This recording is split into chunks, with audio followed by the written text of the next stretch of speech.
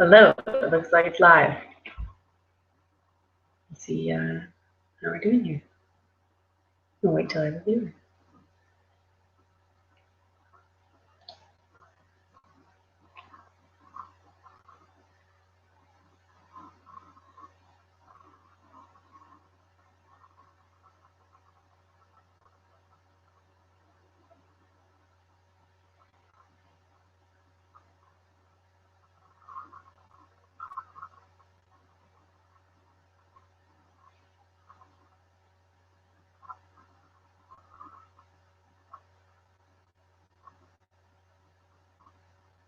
It's working.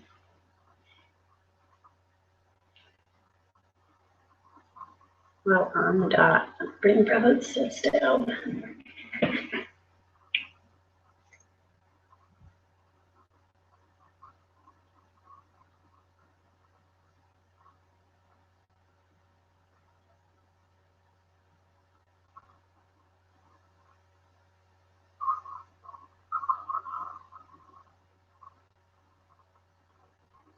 Well, I'm not really saying anything yet because I don't have any viewers, but I guess at some point you could be watching this. So I will start. Oh, okay. Hello, welcome to Chemistry Review brought to you by Staub. I'm going to be here from 8 to 8:30, and then Ed and I are going to pick it up at 8:40 till 9:10, so at least do a half an hour and hopefully get all your questions answered. If you have questions, you can certainly go to that Google Doc that we have both posted on our website and add questions to it. I'm going to try and answer questions and put in the time at which I do the video, or actually put in the time at which I answer the question. So that's the plan. I think that you're able to ask questions on this YouTube video thing, and it pops up on my screen up here, so you can try it that way. If you have, like, I'm talking about something and you have a direct question about what I'm directly talking about, you can try asking questions in there, or you can always set the Google form. I'll try and refresh it a lot and keep up with it, but I can't make 100% promises when I'll be talking, working both screens. Okay. Looking at the Google Doc. Oh, we'll talk about the test real quick. On the test, you get a course of periodic table and the activity series, as well as the other side will be the reduction potential is the same thing that you see in your textbook, page 712. So you'll get that sheet. Those are the same orange sheets that you've been using in class too. So that's what you'll get to be using on the test. Of course, the ghetto calculators, which are always lovely. Okay, when I look at the Google form, the first thing is for Mrs. Ettenmeyer, and she did answer that in red. So to that person or anyone asking a question about her video, she did make a mistake and she's very sorry, but she explained it for you there. Okay, can you explain, first question, can you explain the roles of cathodes and anodes in both voltaic and electrolytic cells, and why they are positive and negative, and how oxidation and reduction is related to them? All right, let's see about my screen here. Okay, I'm going to show you. All right, so we're going to be looking at, oh my goodness, that's terrible. Okay, I do not have as fancy of a computer as Ettenmeyer does, unfortunately. So my screen, I am literally using the paint feature, so I'm not going to be able to write as lovely as Ettenmeyer can on her computer. But hopefully you can see and understand it enough. Okay, so we're looking at the difference of voltaic versus electrolytic. And this person's question is about anodes, cathodes, why they're positive and negative, and how the oxidation reduction relates to it. Okay, so in a, where are they the same? That's how we're going to tackle this question. When you're dealing with the anode and the cathode, the anode will always have oxidation.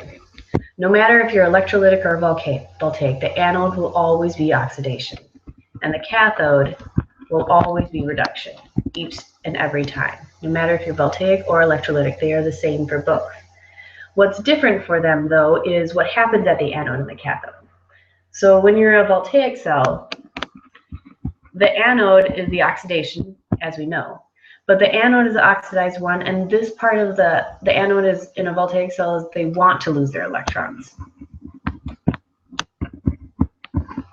So at the anode for voltaic, it is oxidized. It will lose its electrons, but it really wants to do that. It's going to happen spontaneously. While the anode of an electrolytic cell, they don't want to lose electrons. They really do want to keep their electrons, but you're forcing them to be oxidized. An electrolytic cell, you have to do what they don't really want to do. So the anode electrolytic cell, they don't want to lose their electrons. They actually want to keep their electrons. But being an electrolytic cell, and since we're adding a battery to it, we can force it to lose its electrons, even though it wants to keep them. And this whole idea of wanting to lose electrons or wanting to keep them comes into the plus and minus charges. The other part of the question says, why are they positive and negative, and how does oxidation and reduction relate to all of this? Okay, so the anode in a voltaic cell is going to be negatively charged. The anode in a voltaic cell is going to be negatively charged because they want to lose their electrons. They don't want their electrons to be there anymore. They want to get rid of them. To push the electrons away, it'll have a negative charge. What that negative charge I'm talking about is if I drew a quick voltaic cell here. Those are my metals, and there's my wire. Here's your salt bridge. And the electrons will travel along this wire. I'm going to call this side my anode. This electrode is going to have a negative charge. The electrons are forced away from it, and the electrons are forced away from it because it wants to lose their electrons and go over to the other side, which is the cathode. On this side, the cathode is going to be positively charged because electrons want to go over there. In a voltaic cell, you get to do what you want to do. The electrons want to go over to the cathode, so that's what they're going to do. On the other side, if you have something like an electrolytic cell, we'll make it in a U-tube. We still got, electrodes. Here's our battery. If my anode's on this side, well, in an electrolytic cell, electrons don't get to do what they want to do. They naturally want to stay on this side because in the anode side, they want to keep their electrons. We're going to force them to lose their electrons, but they want to keep them. Since they want to keep their electrons, this is positively charged. It's positively charged and negatively charged merely because of the potential of what they want to do. So the anode in this case wants to keep their electrons, so the electrode, this metal piece here, is positively charged. According to the question, it says, can you explain the roles of cathodes and anodes in both voltaic and electrolytic, and why they're positive and negative, and how oxidation reduction is related to them? I think I covered the whole thing, so hopefully that makes sense.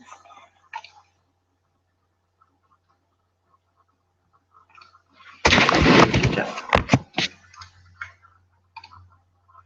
Okay.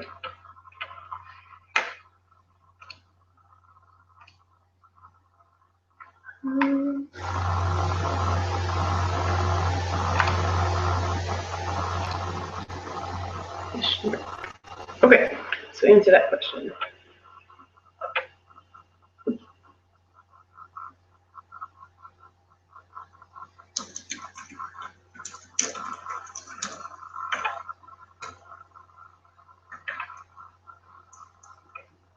We're trying to put in the times at which I answer these questions to make it easier for folks.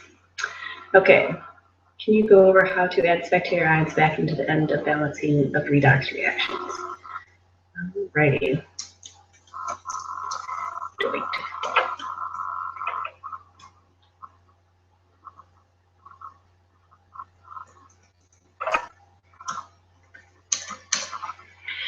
Can you go over how to add spectator ions back at the end of the balancing redox reaction? Yes, I can. I'm just trying to think about what kind of example one I can do. Okay.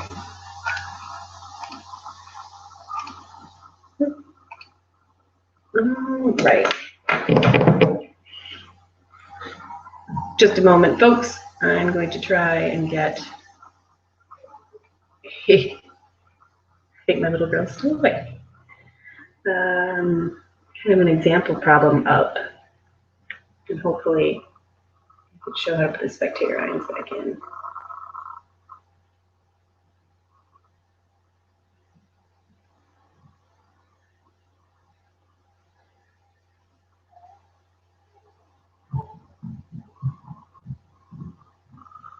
Okay.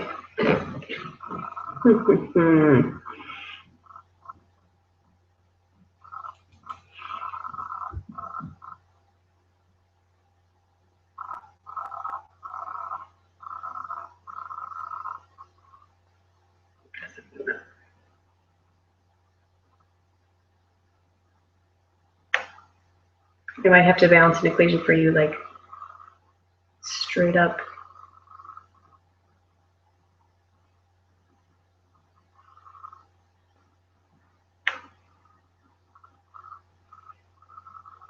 All right, that's probably what I'm going to do here. Okay.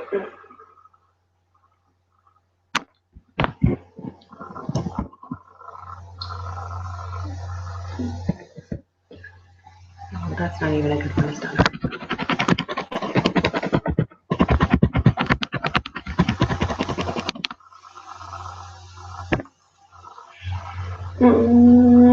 We'll do this one. FeCl2 plus KMnO4 goes to FeCl3 plus MnCl2. So that's the equation I'm going to do. See if I can guess. Okay, and I'm also going to answer the same question.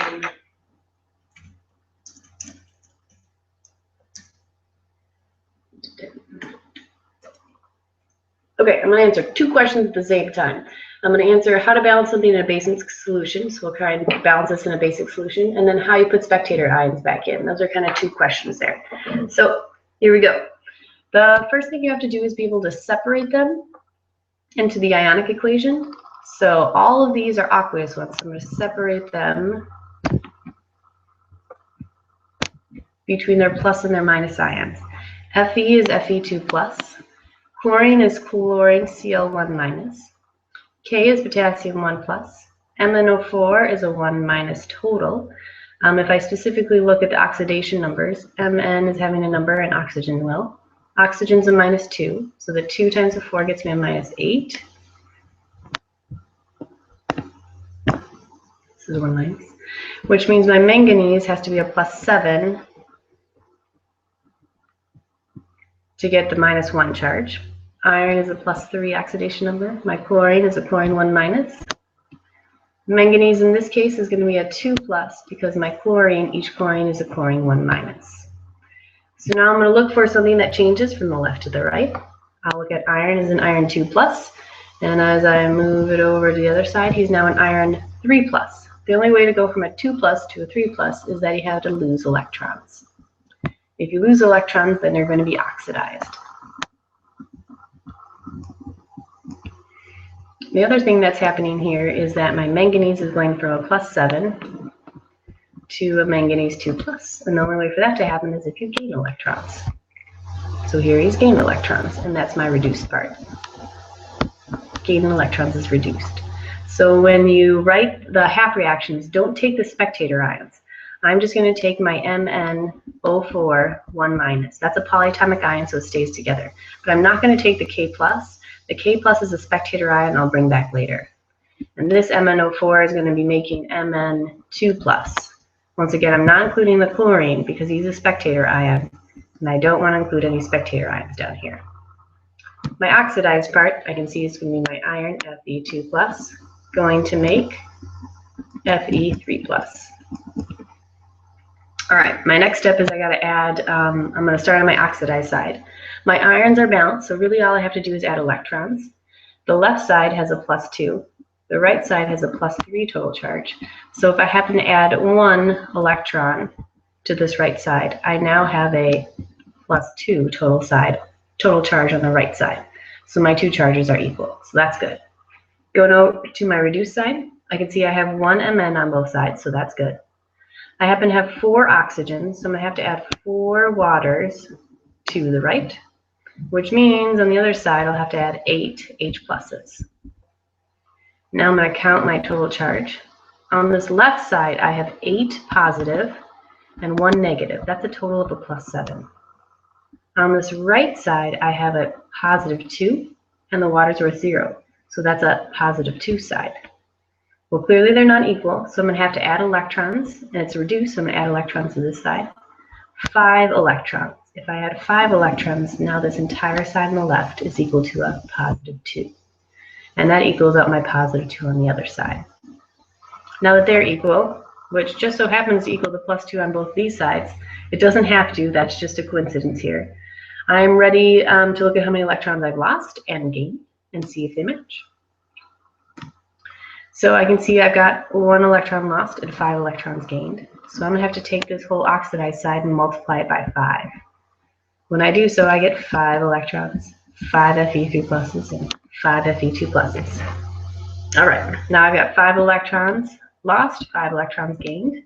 So they will cancel out, and I'm going to write the whole reaction together, in which I've got 5 Fe2 pluses plus 8 hydrogens plus an MnO4, 1 minus, will make 5 Fe3 pluses and an Mn2 plus, 4 waters. All right, at this point, I'm trying to specifically add in a basic solution. So right now it's balanced as an acidic solution, but I'm going to make it in a basic solution, so I've got to add OHs. If I happen to have 8 H pluses, I'll have to add 8 OH minuses. That way together, they'll make 8 waters. Now if I add 8 OH minuses on that side, I've got to add 8 OH minuses on this side. Looking at what I've got now, I've got 8 waters on the left, 4 waters on the right. I can reduce that down to having no waters on the right and 4 waters on the left. So now I've technically balanced it in a basic solution, but what I haven't done is added spectator ions back in.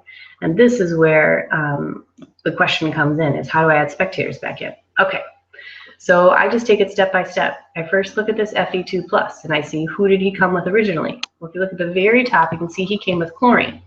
So I've got to add chlorines back. How many chlorines do I need? I need 5 times the 2. I'm going to need 10 chlorines to make this guy happy. 10 chlorines. Well, if I add 10 chlorines on the left, I've got to add 10 chlorines on the right.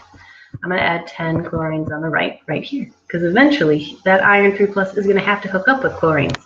I know that because I see that at the very top. So I thought I'd list them there and hopefully get enough to make him happy. All right, keep moving along. I've got my first thing covered. My Fe's are good. I've got 4 waters. They don't need anybody to hook up with. But I do have to have this KMnO4 thing going on.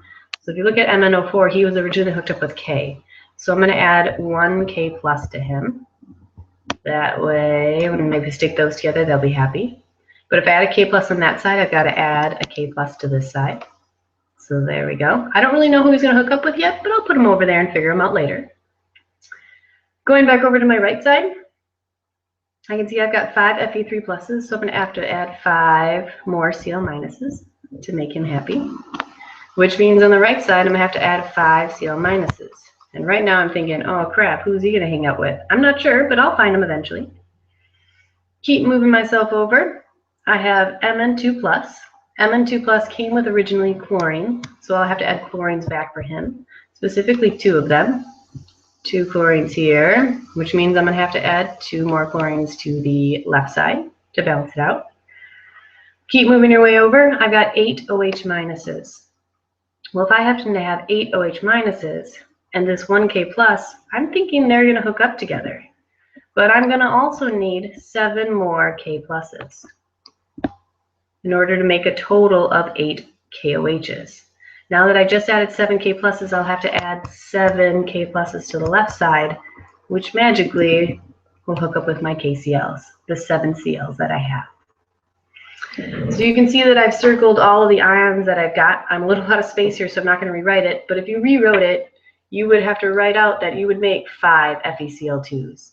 And then it would plus 4 waters, 1 KMnO4, and then 7 KCl's. And that will yield your 5 FeCl3s, an MnCl2, and 8 KOHs. And that would be balancing it in a basic solution.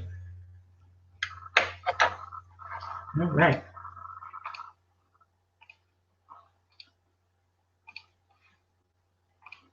Okay. Got that one covered.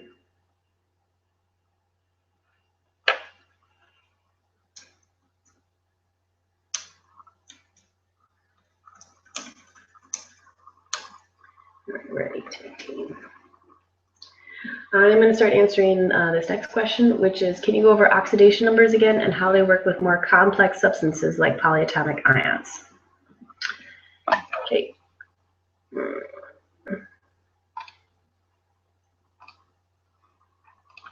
Okay. So oxidation numbers and how they work with more complex ions. So we'll take, let's just go really basic, KCl first. KCl is an ionic compound, and I'm not exactly sure how Ed and I are taught this. I know your textbook has a list of like 8 rules, and you can memorize those 8 rules. I don't remember how Ed and I teaches it. She might teach it that way, but I tend to look at my flow chart, and my flow chart says whenever you have an ionic compound, you're going to just use the same as the ion charges. K is a 1 plus on the periodic table, Cl is a 1 minus on the periodic table. So they balance out and they're good. Oxidation numbers have to add up to the total of whatever that compound's worth. That compound is neutral, so it's worth 0. Kind of like if you just have Mg, it has to add up to 0. So its oxidation number is 0 because it doesn't have any charge. But if you had Mg2 plus, well, its oxidation number is 2 plus because everything has to add up to a 2 plus. So assuming this person needs a little more complicated one, let's go with KNO3. Now when I look at this part, I can see there's a metal, and in oxidation numbers, any metals will have the same oxidation number as their ion charges. So K is worth a 1 plus on the periodic table, so that is his oxidation number. Oxygen is worth a minus 2, 99.999% of the time, and you can bet, I can guarantee you that I'm not going to give you any tricky oxygens on the test because they're so infrequent. They're just the peroxides, which we don't deal with very often. So oxygen is always a minus 2. Oxygen being minus 2. So if I got a minus 2 for the oxygen times 3 oxygens, my oxygen side is really worth a total of a minus 6. My potassium is worth a total of a 1 plus, which means if all of this has to add up to 0 because it is a neutral compound, my nitrogen must be worth a plus 5. Plus 5. Let's get a little more tricky maybe. MgSO4. That's an S. That looks terrible. Okay. So MgSO4. Once again, I see a metal. A metal, I'm going to look on the periodic table. Magnesium is worth a 2 plus in the periodic table, so he's a plus 2 or 2 plus oxidation number. Oxygen is a minus 2 each and every time, with very few exceptions, none of which we're going to consider. So now I'm going to start adding it up. My magnesium is worth a plus 2. My oxygen is 4 times that 2. That makes a total of a minus 8. And this whole thing has to add up to 0. So the only way for that to happen is if my sulfur is worth a plus 6. Sulfur is a plus 6. I'm going to go for the most complicated one I can think of. Would be something like calcium phosphate. Here's calcium phosphate. I'd have to say this is the trickiest kind to deal with. So if you can do this one, you're probably good to go. Once again, I can see I've got a metal. Metal on the periodic table has the same oxidation number. This would be a 2 plus. 2 times the 3, this gives me a total of a plus 6 right here. Oxygen is worth a minus 2 each and every time. So if I count the total oxygens I have 4 times 2 makes 8. I have 8 total oxygens. Each oxygen worth a minus 2. That makes me a minus 16 side. Now all of this has to add up to 0, which means my phosphorus has got to be a positive 10. But what makes this one tricky is there actually are 2 phosphorus. There are 2 P's, and they have to add up to a positive 10, which means each P itself, each phosphorus, has to be a plus 5 to have them all add up. Now, a big thing about oxidation numbers, since I can just take as a little side note here, is what they really mean. What they mean is there's just like this chemical bookkeeping system that we use. So although it looks like we're assigning ion charges to all this, that like this 2 plus is where you lost 2 electrons and this 2 minus is where you gained 2 electrons, it's not exactly that. Sometimes it is. I mean, that's what we can see in my first example. K is a 1 plus because he did lose 1 electron, and chlorine is a 1 minus because he did gain 1 electron. But most of the time, like if you look at the sulfate thing here, or in your phosphate, it's not that the S has a plus 6 charge and the O has a 2 minus charge. It's that its oxidation number is that. That means when you look at the Vesper structure and the Lewis dot structure, and you consider like polarity and nonpolar polar and electronegativity and all that sort of stuff, you would see that sulfur has primarily lost electrons and oxygen has primarily gained electrons. But it's not that it has gained 2 electrons or that sulfur has lost 6 electrons. It's that it happens to have a more negative or positive charge. So oxidation numbers are merely ways for us to track where electrons go to and from. And that to and from can be where they share equally to shared unequally, how they are shared amongst atoms, because bonds are made by sharing and transferring electrons. Hope that kind of makes sense. Okay.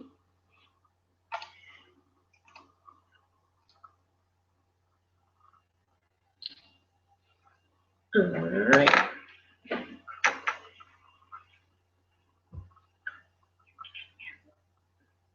Got some good questions going on here. I'm going to refresh it. Okay. Oh man.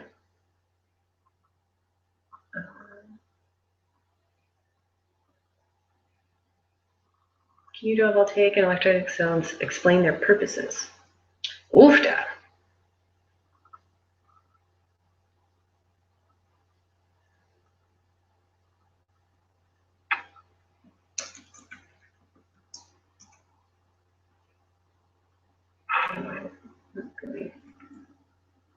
Oops.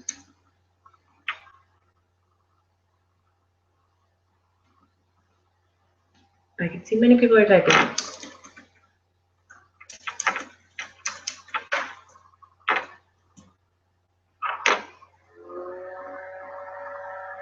Okay.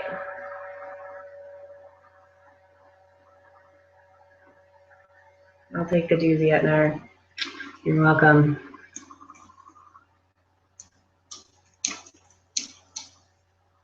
$2.26. This might be the last one.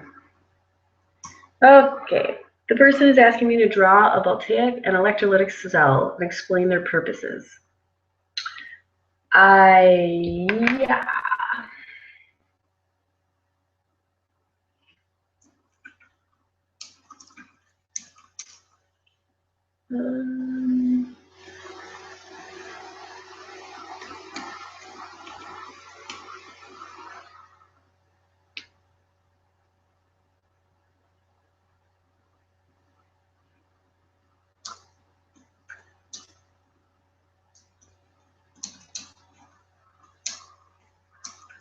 Sorry, folks who are watching. Oops. I'm going to draw a voltaic cell.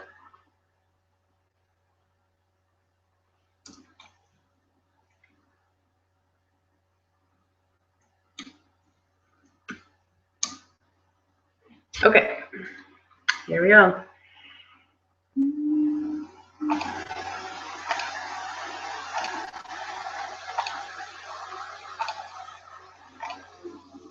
All right, I'm going to draw a voltaic cell. The person is asking me, can you draw a voltaic cell, and then kind of tell you the purposes of it too. All right, here's a voltaic cell. Voltaic cells have to have 2 buckets. That's a requirement. If they don't have 2 buckets, then the reactions tend to happen, and we don't want that to happen inside the bucket. Since in a voltaic cell, you're naturally having a reaction occur that would like to occur. If you just throw them into a bucket together, they'll just occur kind of at the bottom of the bucket, and then you don't get to utilize the electricity flow at all. So that's why we have to have 2 buckets. The 2 buckets are going to include some sort of solid of some kind. And those solids are going to be connected by a wire. And that wire is good because we're going to allow us to have electrons move along it. Now the buckets are going to have some sort of aqueous solution inside of them. I'm going to kind of go easy here, and I'm going to pick a really killer awesome battery of lithium solid here, lithium and silver. So if I think about lithium and silver and I look at their electronegativity, I can see that lithium has a really low electronegativity and silver has a really high electronegativity.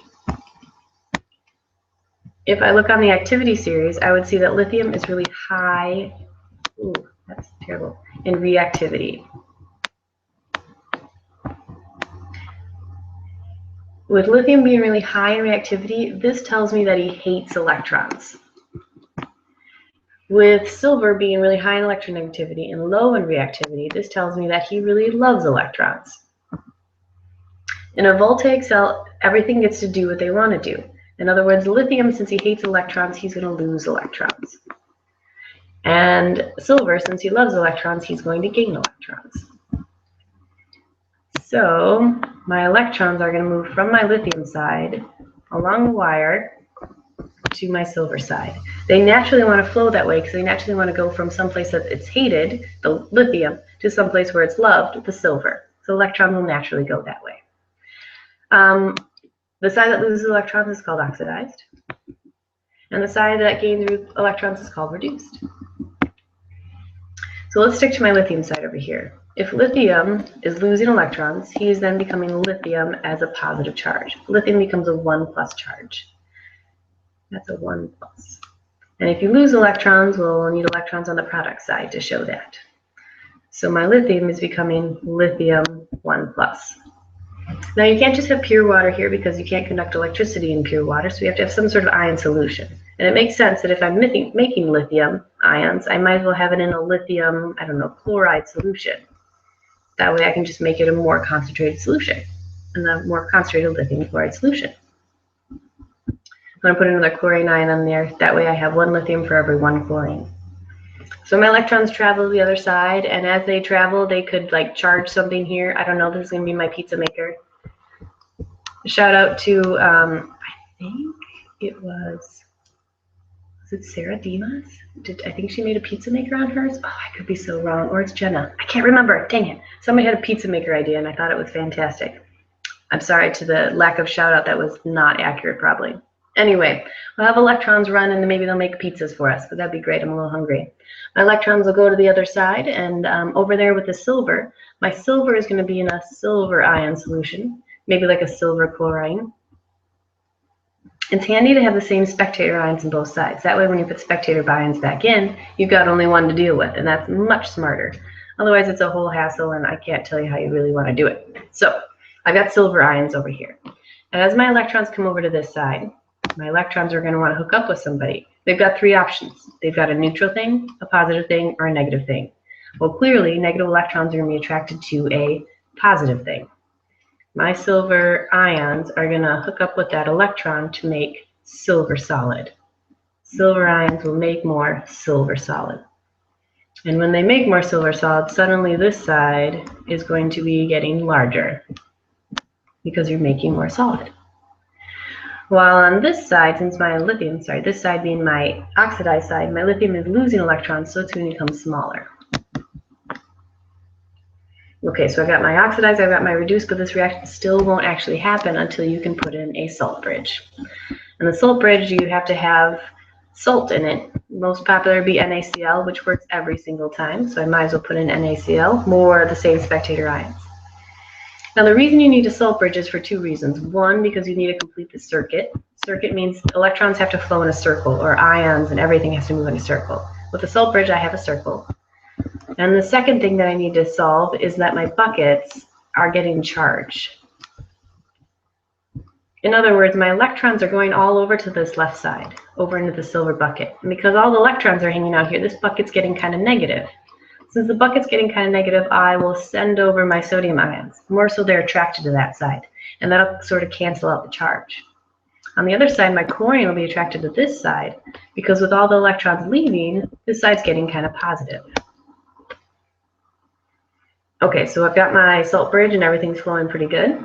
I can make a full balanced equation. Since I've got 1 electron on both sides, I'm going to put a balanced equation with silver ions, and lithium solid makes lithium ions plus silver solid. Instead of just saying my lithium ions and my silver ions, I'm going to change this to include its spectator ions being chlorine. Oh, come on. Spectator ions being chlorine. So my silver chloride, aqueous, plus my lithium solid will make lithium chloride aqueous plus my silver solid. If we want to add some labels to it, my oxidized side will be my anode. My reduced side, R for reduced, is my cathode. And I remember that because R is a consonant and C is a consonant. O is for oxidized is a vowel, A is a vowel, anode. But the whole purpose of this question for that person, one person asked to draw a whole new voltaic cell. So here's your example of that person. The other person asked, why would I ever do it? The main reason is pizza. The main reason I make a voltaic cell is so I can produce electricity, and that electricity can run whatever I want. In this case, I picked to make a pizza maker.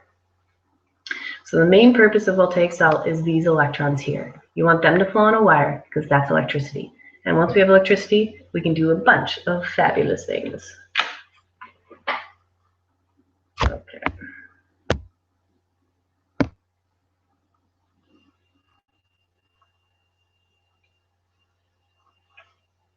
All right, Etnar is taking over.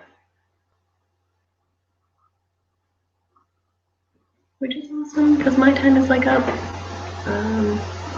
But she has a lot of them.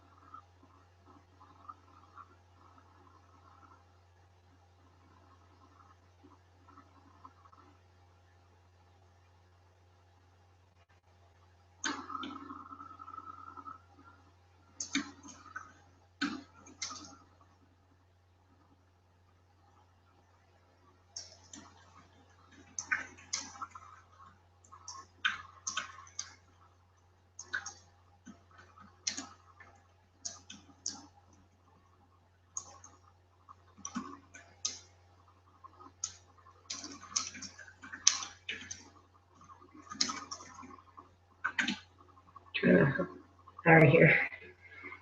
She's so much questions.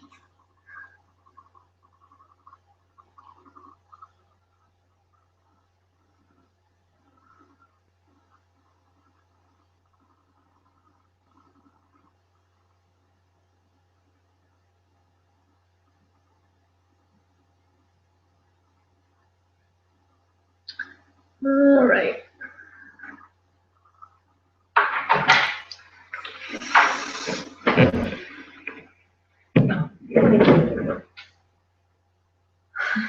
Did she just send this? Yeah, she did. All right, Etnar. Good night then. Etnar said for me to cut out, so you blame her. Good luck, Etnar. You have a lot of questions. Bye-bye.